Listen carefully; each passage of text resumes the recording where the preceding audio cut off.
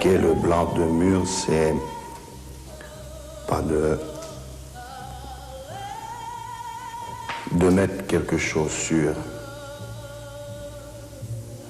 mais c'est de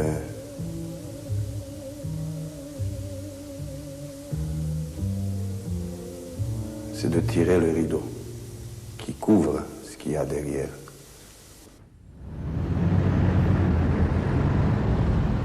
Si vous deviez comparer Ciobanu, vous le compareriez à qui? Pour le comparer au point de vue de l'élan créateur, je pourrais le comparer par exemple à Chagall.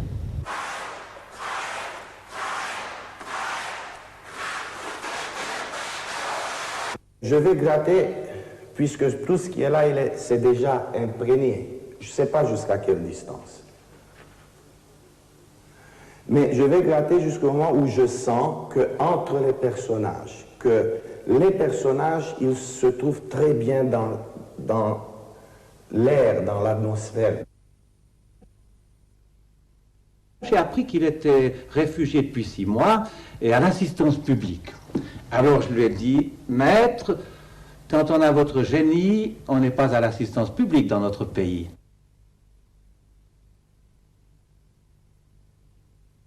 Tout le monde n'aime pas Ciobanu, pourquoi? Non, Ciobanu est controversé, c'est clair, parce qu'il dérange, il y a des jaloux, ça c'est clair, il y a des gens qui ne comprennent pas ce phénomène.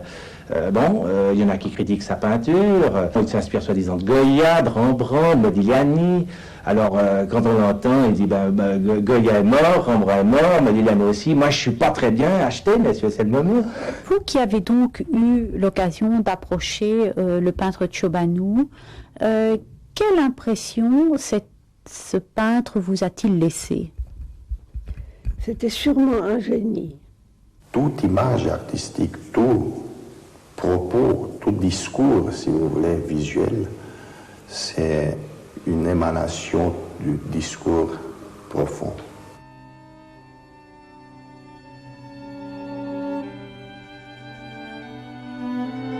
Le frère Ciobanu, après son initiation maçonnique, avait découvert en lui quelque chose de mystique, où ça lui a donné la possibilité de peindre, de passer ça sur une toile. C'est un homme qui est certainement un grand artiste et qui, pour moi, du peu que je connaisse, a su est profondément roumain dans son œuvre. Et en fait, ce qu'il y a d'extraordinaire, c'est que Ciobanu parlait de Dieu, et très vite, ici, il est apparu quelque part comme le diable. Tout ce qu'on fait, c'est une alliance avec le diable. Au moment où j'ai fait ce livre avec lui, il était vraiment dans toute la plénitude de son art, et il serait allé encore beaucoup plus loin, qui était d'aller vers Dieu. Pour la page culturelle de ce journal, Michel Kellenberger s'est intéressé à un peintre roumain, peintre d'exception qui vient pourtant de s'éteindre dans l'indifférence à Genève, Richard. Oui, Pierre-Alain, c'était Mircea Ciobanu, un tout grand artiste qui s'est éteint à l'âge de 41 ans.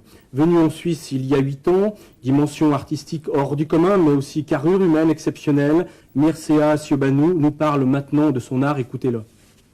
Si on n'a pas l'appui du cœur et de l'esprit, on se trouve vite devant un terrible vide. Alors c'est ce que j'essaie de faire, c'est de raconter justement qu'il y a des endroits infiniment plus riches et qui sont la base même du souffle de l'humanité qu'on a oublié. Et ce sont les endroits justement du cœur et de l'esprit. C'est d'ailleurs la raison pour laquelle je suis figuratif, parce que le cœur et l'esprit, ça appartient d'abord à l'homme.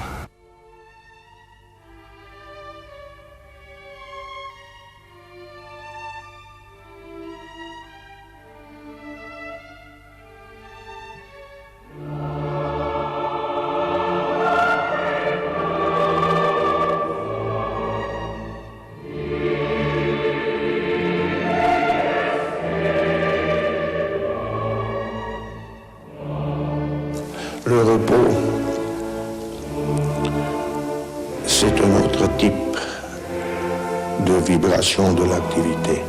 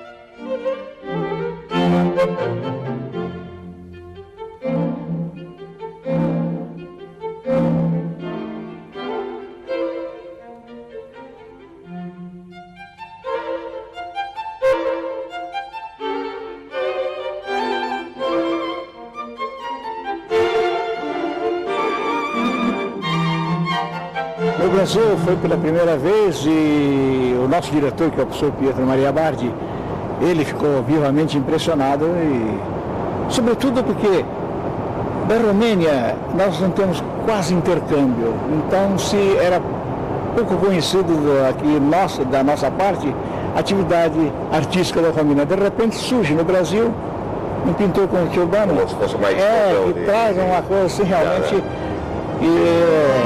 que renova até a fé na pintura. O Museu MASP é a quinta ou a sexta museu de qualidade das Américas. Primeiro Metropolitan, depois National Gallery, depois Chicago e Boston, e depois o MASP de São Paulo. É a quinta ou sexta museu das Américas. E eles tiraram os grandes maestros da sala para expor os quadros de Ciobanu.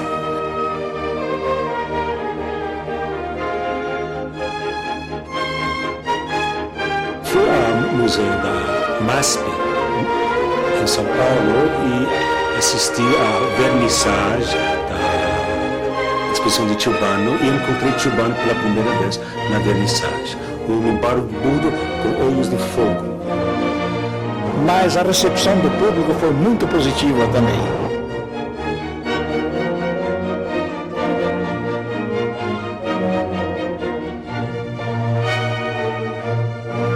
O sucesso foi enorme em termos de crítico. Os críticos de Rio e São Paulo elogiaram enormemente a capacidade energética, a capacidade técnica de Ciobanu. A energia que ele propiciou nos quadros foi refletido nos milhares de pessoas que assistiram à exposição. E não estou ao par do sucesso econômico da exposição, mas o sucesso crítico era enorme. Há uma luminosidade nos quadros de Ciobanu, uma luminosidade tipo velatura, mas Ciobanu não utiliza velatura na técnica dele. É uma luminosidade que ele cria com uma técnica que eu creio que aprendeu nas igrejas da Moldávia e estudando os grandes maestros do século XV, XVI e XVII. Nas paisagens, ele utilizava um conflito entre o céu e a terra, que era muito parecido com o conflito utilizado por Turner. Foi a melhor exposição do MASP para um artista que ainda não tinha chegado ao pico de popularidade. Tinha exposições de Picasso, tinha exposições de Monet, Manet, mas nas exposições de artistas que não chegaram ao pico de importância, sem dúvida, a exposição dele era a mais importante nos últimos 15 anos.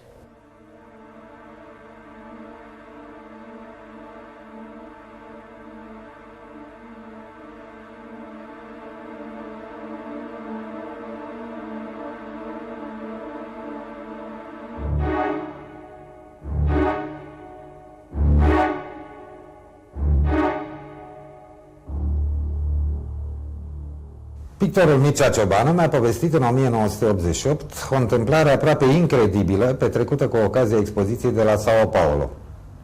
Întâmplare confirmată însă mai târziu în cele mai mici detalii de soția lui. Printre cei care vizitau expoziția, un personaj de ajuns de ciudat i s-a prezentat pictorului ca fiind Umberto Ortolani, conte de Malatesta, și a comandat 2 tablouri. Unul Suzana și bătrânii, iar celălalt un portret al său în mare ținută de cavaler de Malta. Neavând însă timp să-i pozeze, i-a dat lui Mircea 3 fotografii care le reprezentau în această ținută.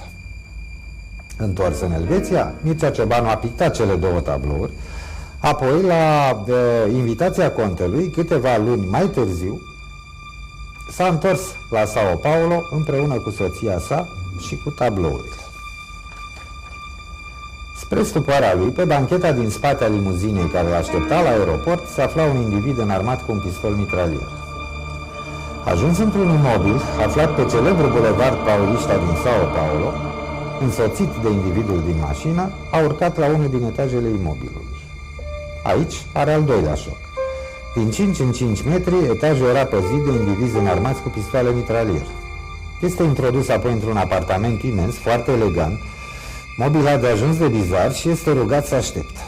După un timp, în apartament, a intrat un personaj total diferit ca fizic de contele Ortolani. S-a uitat la portret, a zâmbit, l-a întors cu fața la perete și a mulțumit lui Mircea Ciobanu. Doar vocea sa mai amintea de personajul întâlnit la expoziție. Pentru acest portret, care nu mai reprezenta pe nimeni, și pentru tabloul Suzana și bătrânii, i-a semnat lui Mircea un cec de $100.000.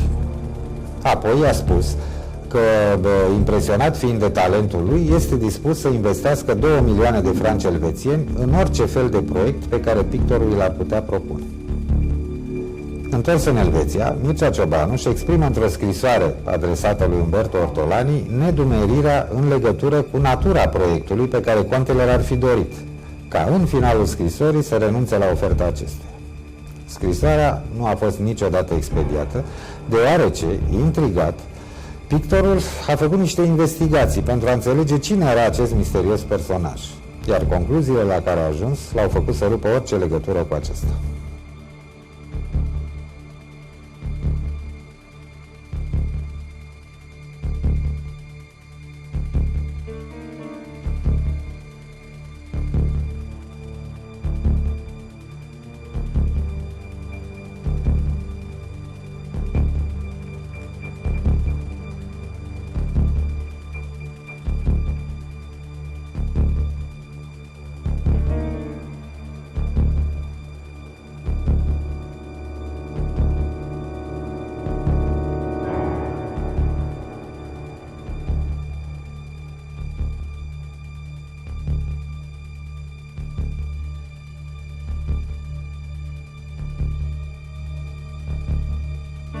Il a toujours vécu en quête d'un Louis de Bavière, c'est-à-dire ce personnage noble, riche intérieurement parlant, décadent, et qui avait cette capacité de comprendre l'art, la sensibilité. Bon, il a dédié sa vie, Louis de Bavière, à Wagner, comme on le sait, mais Mircea croyait encore qu'à cette époque du TGV et des, comment s'appelle, Concorde et du Concorde, existe encore quelque part caché celui de Bavière qui aurait compris son œuvre, qui l'aurait protégé et qui lui aurait aussi accordé des moments extraordinaires de poésie, de rêve, et l'aurait encouragé dans son art. Et voilà. On finit par ne pas avoir ce Louis de Bavière. Il a fini par ne pas avoir son Louis de Bavière.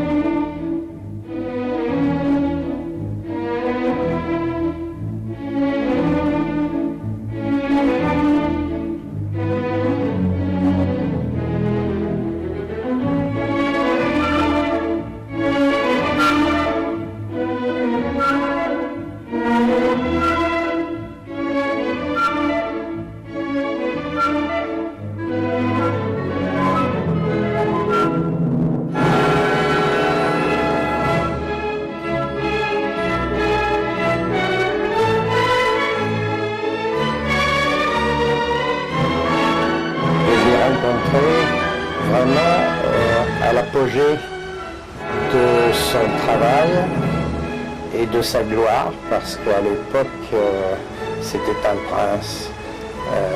Partout où il allait, avec sa barbe, il avait l'air, il était une sorte de sage.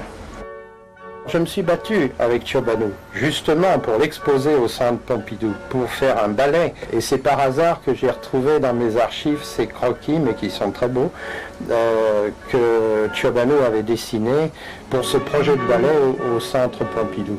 Mais ça a été un niet absolu, vous comprenez? C'était la fausse avant-garde.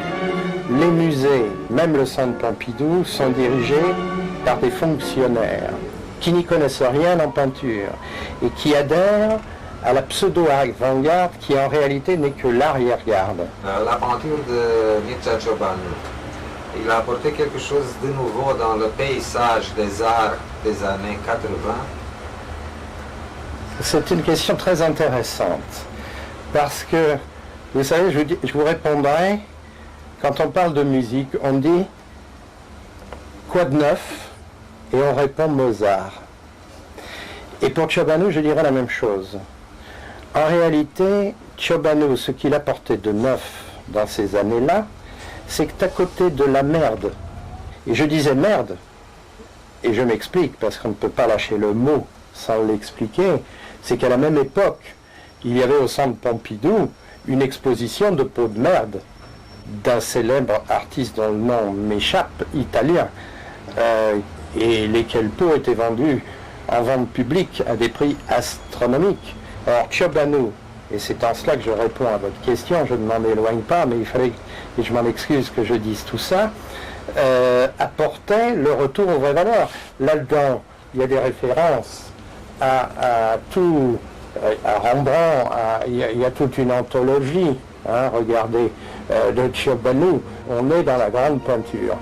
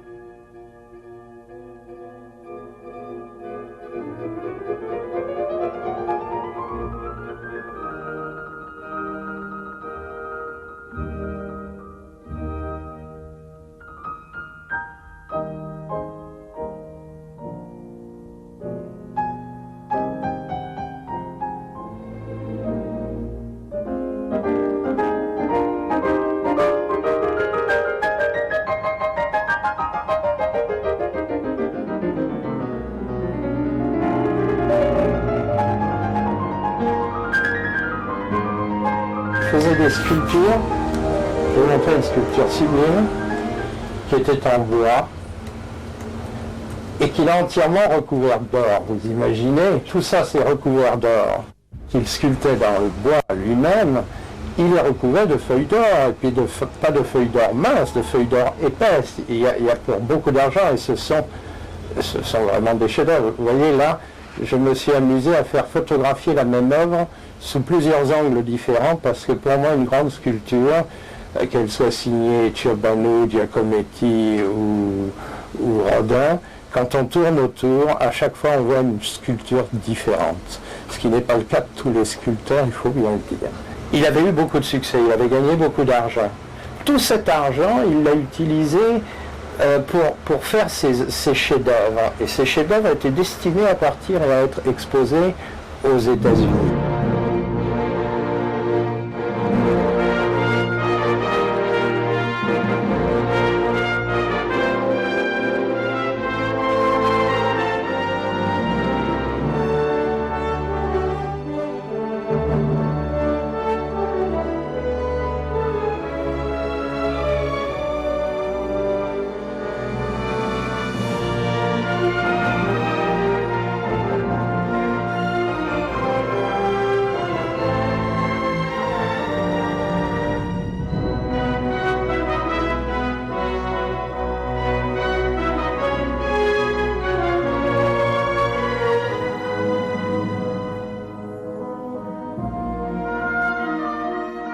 Mircea a venit de câteva ori înainte în Statele Unite ca să pregătească expoziția. Cred că de 3 sau 4 ori a venit și de fiecare dată stătea la Plaza Hotel, chiar la distanță de câteva minute de viitorul sediu al expoziției și a fost pregătită cu destulă minuțiozitate.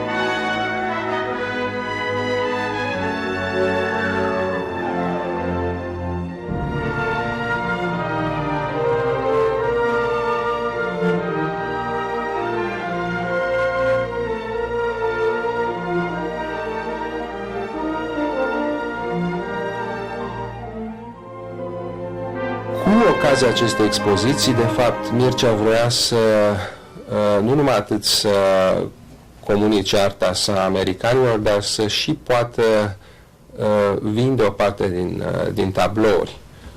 Și acesta a fost raționamentul pentru care, în loc să locuiască la hotel, a închiriat un apartament la Trump Tower. Pentru că la hotel nu ar fi putut să pună tablouri pe perete, pe când în apartamentul lui cel puțin 20 de tablouri și câteva sculpturi erau răspândite și de fapt dorința era ca anumiți colecționari să vină să vadă și să-și poată alege tablourile pe care le-ar dori în felul acesta. Însă aici au început să decurgă anumite încurcături. De exemplu, Mircea a observat că Trump Tower este clădirea probabil cea mai prestigioasă din New York, dar nu a realizat atunci când a semnat contractul că de fapt îl semnează pe un an de zile la un preț formidabil de $8.400 pe lună. Cel cu care comunica în timpul absențelor noastre, pentru că eram cu toți ocupați, era portarul de la Trump Tower, un oarecare domn Osip Osipo. Odată ce expoziția a apărut, a fost spectaculară. Era pe 3 etaje, pentru că tablourile erau atât de numeroase și sculpturile că nu puteau să încapă într-un spațiu unei singure camere. Expoziția a fost foarte bine din punct de vedere al celor care au participat. Au fost sute de inși care au venit. Din punct de vedere artistic, da, a avut un mare succes. Cuvântul grandios mi se pare cel mai indicat pentru a defini acest vernisaj al lui Ciobanu, al pictorului Ciobanu. Era o noutate pentru lumea artistică din New York, pentru lumea oamenilor de artă, dar și pentru marele public. După expoziție trebuie să se întoarcă în Europa și m-a rugat dacă pot să aranjez plata depozitului unde au fost luate toate lucrurile de artă după expoziție și unde erau ținute în depozit. Și mi-aduc perfect aminte cum am telefonat de la spital, lucram atunci la Spitalul Montefiore, am telefonat acestei doamne Giannis de Beri, care era în charge la acest depozit și am asigurat-o că vor fi plătite lunar renta respectivă, chiria pentru păstrarea lucrurilor de artă.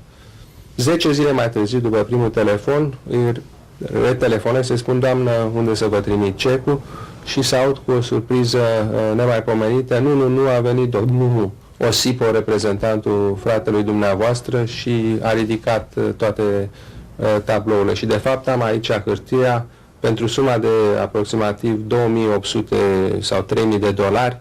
Osipo a ridicat întreaga expoziție, încărcând-o în camioane și părăsind la o locat și ne dând nimănui adresa unde a luat aceste opere. Din lista de prețuri pe care am văzut-o, cred că valoarea acestei expoziții, și nu mă refer numai la tablouri, mă refer și la sculpturi, cred că era mai mare de $500.000, nu credeți?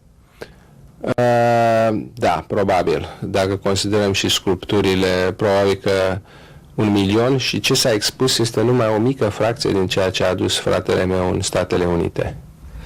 Restul care nu au fost expuse, unde au fost?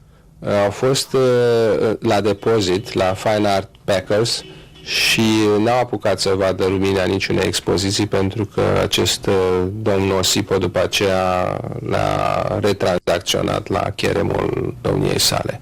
Și practic s-a renunțat la o expoziție de aproape $1.000.000 în mod foarte curios.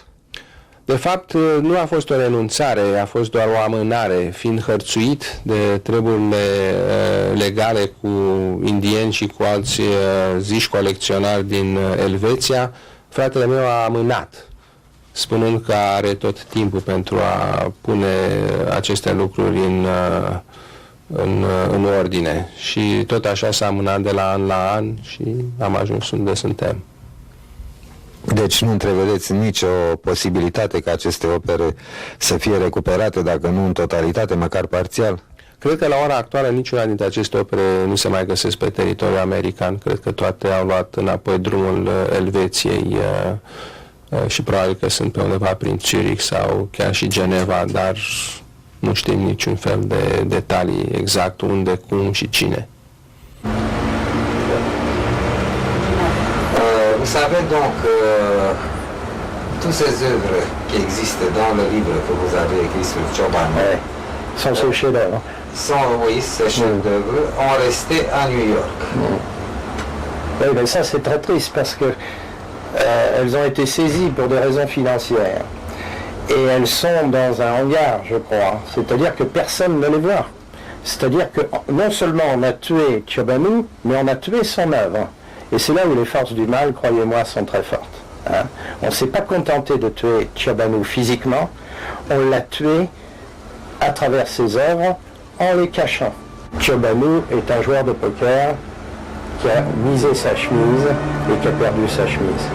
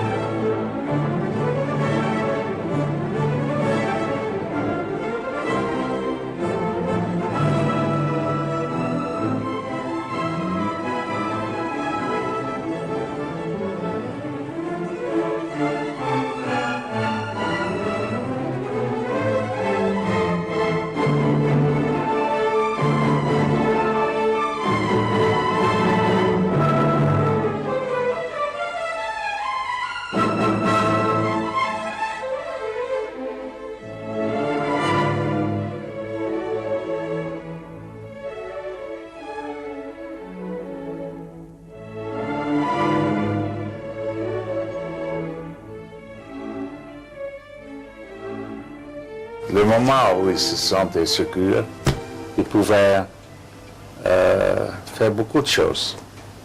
Il pouvait mettre 6 ou 8 papiers blancs pour faire le dessin et pouvait faire en même temps 6 dessins. Il prenait la couleur rouge et il mettait sur 1, 2, 3, 4, 5, 6. Il mettait après le couleur vert ou le couleur bleue. Il faisait 6 différents tableaux en dessin en très peu de temps. Ça, c'était Mircea, vraiment 100%. Un jour, il fait beaucoup, l'autre jour, ou une semaine, il travaille beaucoup. Et puis, tout d'un coup, il est dans les nuages.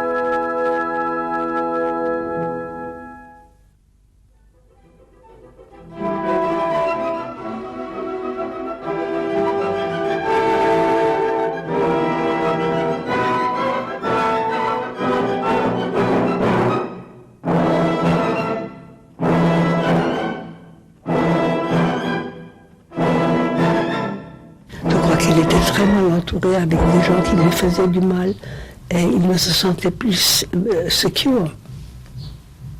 Sans cela, il aurait été formidable. J'ai travaillé avec lui 5 mois, le mois de février 87 jusqu'à la fin de juin 87. Et c'est un homme très spécial, très chaleureux. Très contradictoire. Un moment il était le gamin, l'autre moment il était le grand monsieur. Je le connaissais juste par être son voisin ici dans l'immeuble. Et un jour on a discuté, je lui ai offert si je peux lui aider. Et il était le vrai artiste, il y avait beaucoup de gens autour de lui. Qui sont pris davantage de lui. Et il se laissait prendre par les gens. Il était trop gentil. Je crois que le travail de Mircea,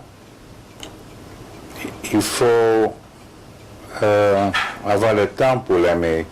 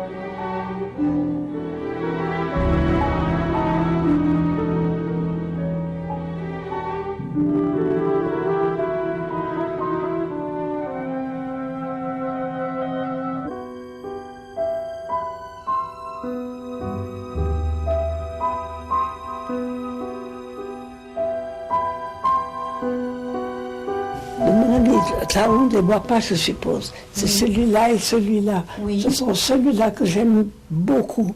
Ça m'a drôlement toujours rappelé à Morandi. Et ça, j'ai beaucoup aimé. Et ça, c'est un conte de fées. J'aime beaucoup Ciobanu parce qu'il me donne beaucoup à penser. Il me laisse une liberté de penser, de changer mes opinions, de voir en lui le matin quelque chose, le soir tout à fait autre chose, parce que mes sentiments changent du matin jusqu'au soir, changent de jour en jour. Vraiment, de tout cœur, je voudrais le dire, que ce sont des tableaux qui me rendent quelquefois très heureux et quelquefois très triste. Et je suis content quand je suis très triste à cause du tableau, et je suis content quand je suis très heureux à cause de ce tableau.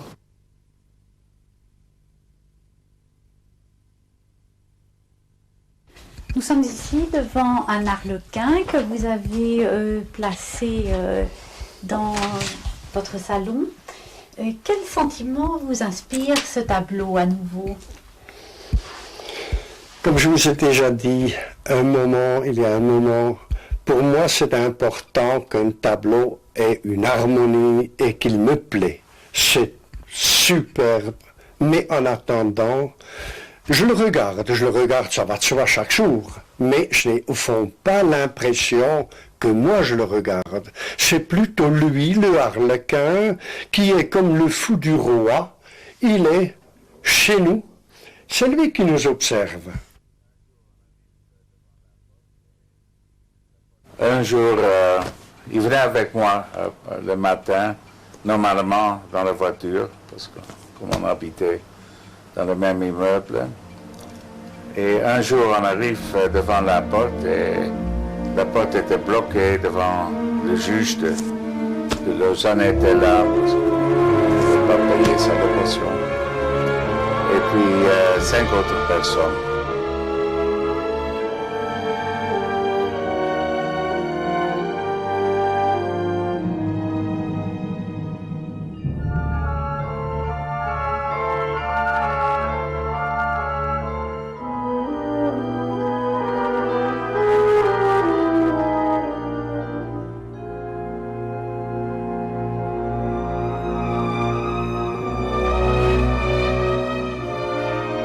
Nous sommes ici devant le portrait de Cathy Buller qui a été réalisé par le peintre Mircea Ciobanu en 1988.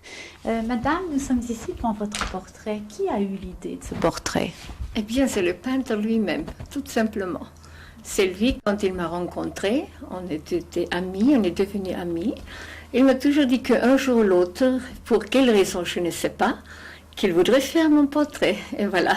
Il est là. Et vous avez accepté de poser pour lui? Oui, tout de suite, naturellement. Oui, Comment se sont passées les séances de pose? Vous avez dû poser longtemps?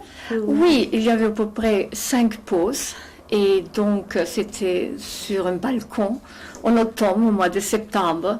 Et on espérait toujours qu'il ferait encore assez chaud pour qu'on puisse continuer sur le balcon à cause de la lumière surtout. Et à une certaine heure, et voyez-vous, c'est pour ça que j'ai cette robe gris qui est très chaud. Et voilà. Et puis il n'a jamais voulu que je regarde là. C'est ce qu'il était en train de faire. Et chaque fois, j'ai essayé de guigner. Je n'avais pas le droit.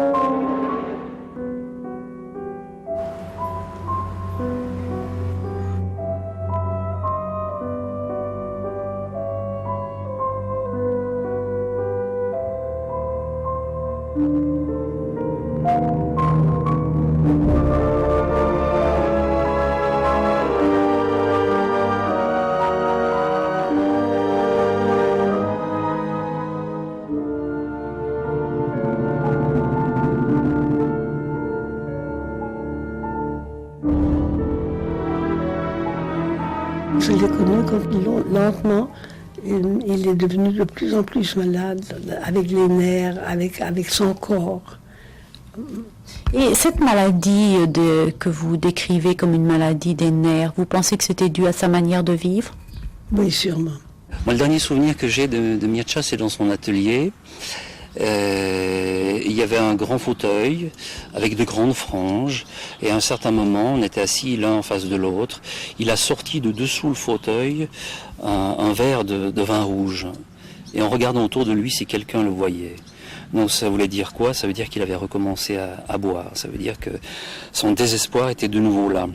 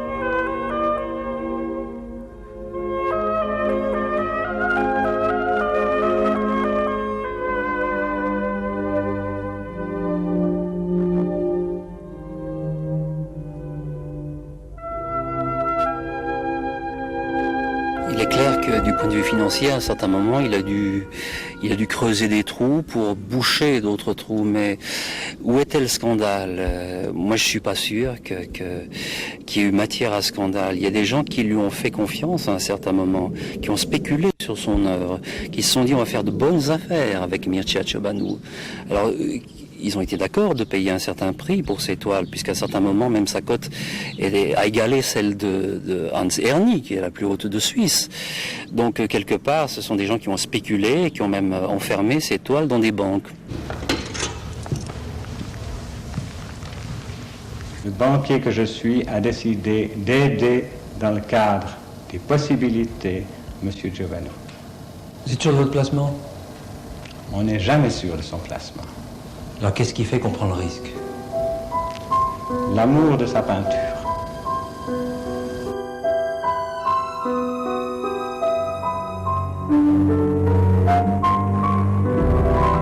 D'ailleurs, ce sont ses rapports avec l'argent qui l'ont tué. Ciobanu a été tué par les forces du mal sous l'apparence des gnomes des banques suisses.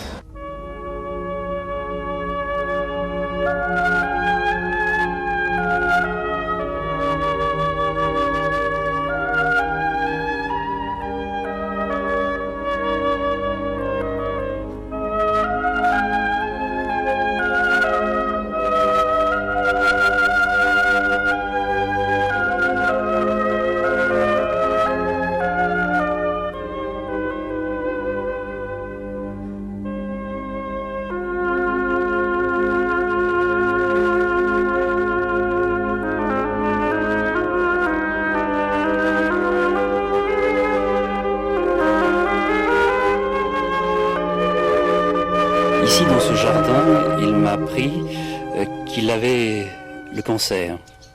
Et il m'a dit, savez-vous où j'ai le cancer? Je l'ai attrapé sous la langue.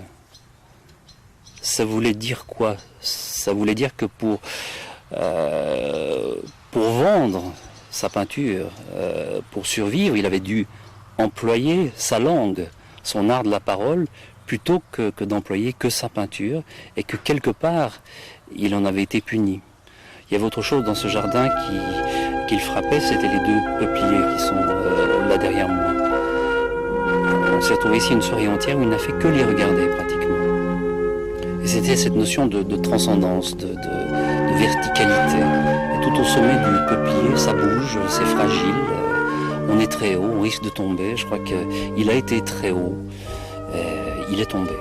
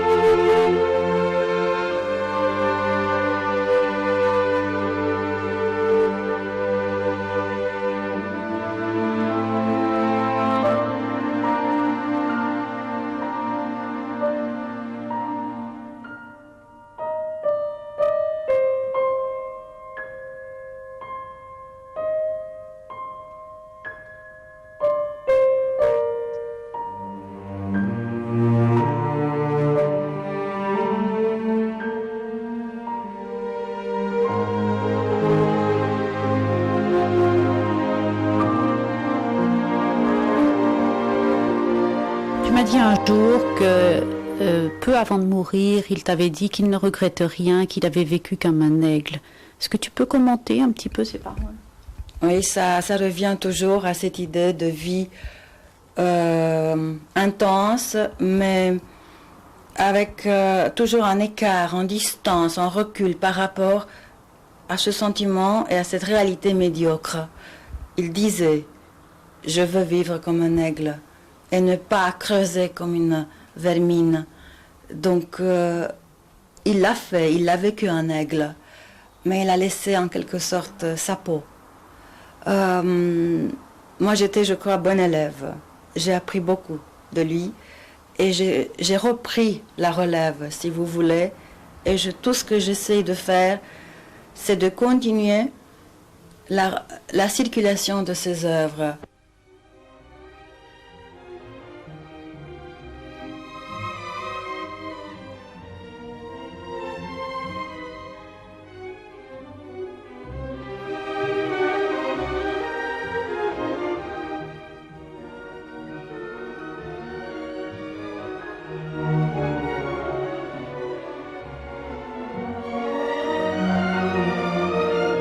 J'avais très peur lorsque je me suis engagée à faire l'exposition Ciobanu dans ma galerie.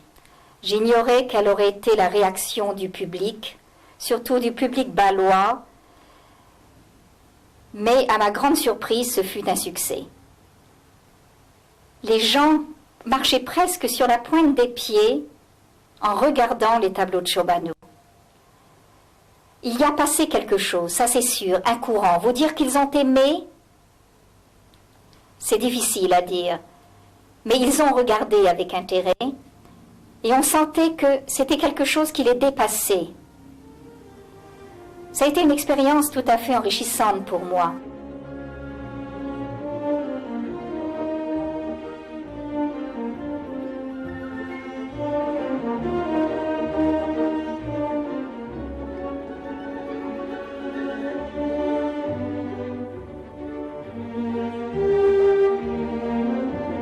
Je n'ai fait qu'un voyage en Roumanie, mais j'ai été très touchée par tout ce que j'ai vu. Quand je suis entrée dans ces petites églises orthodoxes, j'ai été bouleversée. Et je comprends mieux certaines choses dans l'œuvre de Ciobanu depuis que je suis revenue de Roumanie. Et c'est pourquoi je pense qu'il est profondément roumain dans son œuvre.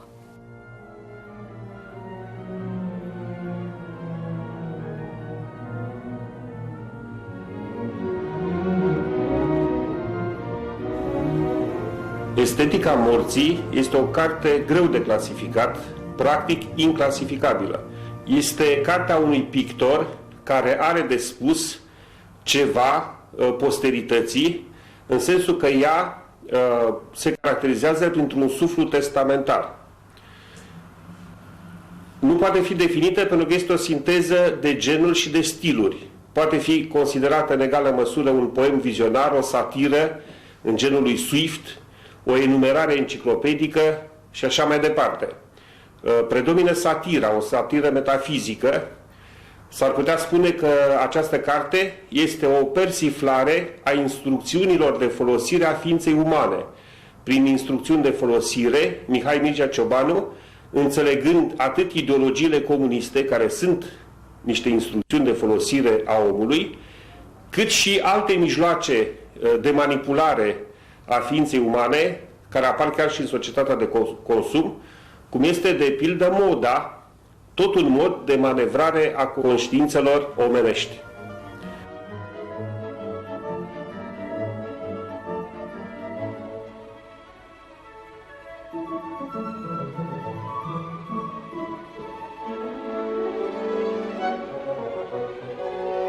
Mi-a fost foarte greu să pot să înglobez în cele două articole pe care le-am scris într-o categorie literară anume, pentru faptul că nu e nici e mistic și nu e mistic, e liric și nu e liric, e roman de fantezie și nu e roman de fantezie. Este o combinație unică pe care n-am găsit-o la alt autor. Deci este o realizare a lui Mircea Ciobanu originală, care nu poate fi încadrată în genurile literare pe care până acum le cunoaștem.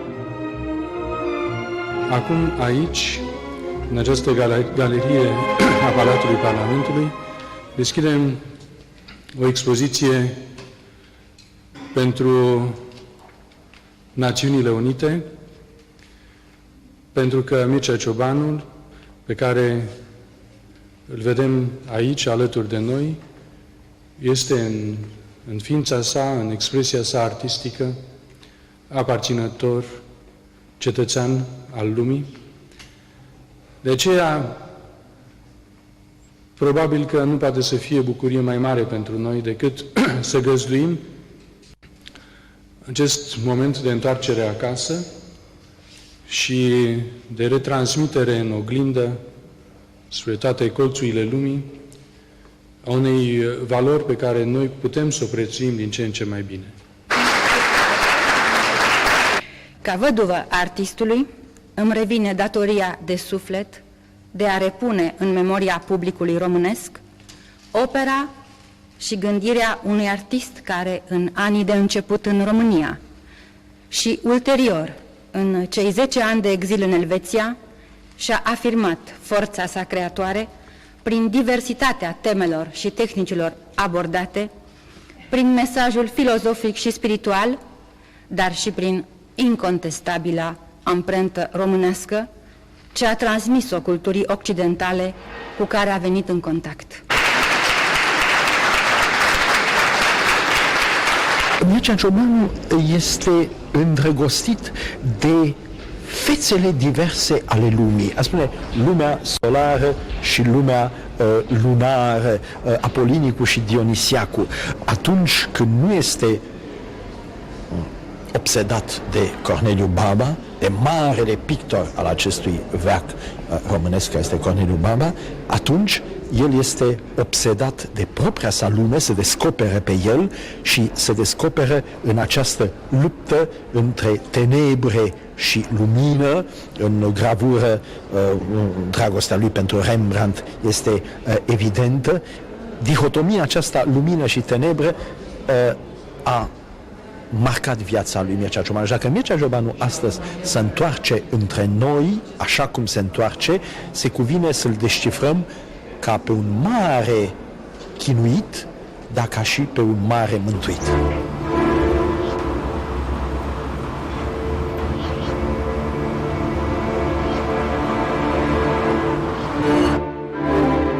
Je ne sais pas combien de temps ça prendra, mais certainement, un jour ou l'autre, on verra réapparaître le fantôme de Ciobanu accompagné de ses chefs-d'œuvre et ça fera du bruit.